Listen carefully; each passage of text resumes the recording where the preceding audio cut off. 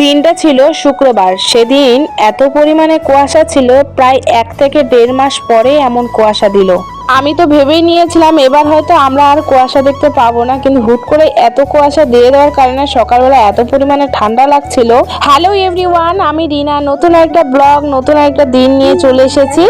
কালকে রাত্রে এত ঠান্ডার মধ্যে ওর বাবা তো কাজই করছিল, প্রায় হয়তো 3টা-4টার দিকে কাজ শেষ হয়ে গেছে, এখনো বাড়ি ফেরেনি। তাই নাকি সকালে উঠে ফোন করেছি আমাকে স্কুলে দিয়ে আসতে হবে, ওর বাবা আজকে আসতে পারবে না, আবার কাজ শেষ করে বিকালের দিকেই আসবে, নয়তো বা ওকে ছুটি করে নিয়ে আসবে।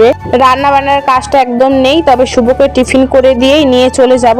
আজ আবার শুভদের স্কুলে রয়েছে খিচুড়ি খাওয়ার দিন, মানে ওই ঠান্ডাটাও ঠিক দিনে পড়েছে। সরস্বতী পূজার দিন খিচুড়ি যেহেতু ওদের স্কুলে খাওয়ায় না, তবে সেদিন শীতও ছিল না।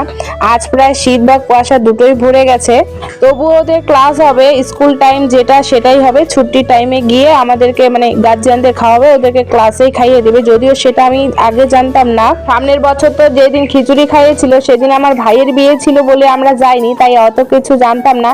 যদিও শুভকে আমি স্কুল তাই ভাবছিলাম যেহেতু ক্লাস হবেই তার ক্লাসে দিয়ে দেবো, পরে নয়তো সেটা দেখা যাবে।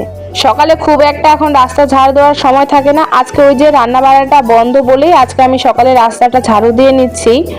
এখন যেহেতু রাস্তাগুলো এতই ধুলা না, পরে যখন আমি ঝাড়ু দিই এত পরিমাণে ধুলা হয় যে আমি ধুলার মাঝখানে থেকে যাই। এরকম ঠান্ডা স্কুল পাঠাতে শুভকে প্রচন্ড রিস্ক, মানে খুব তাড়াতাড়ি ওর ঠান্ডা লেগে যায়।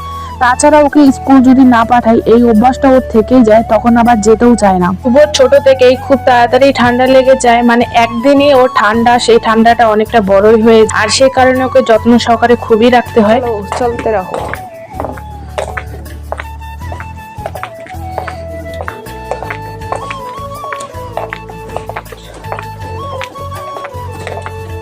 এবার দিয়ে চলো চলো আগাও তুমি, রোডটা দেখা যায় না আজকে।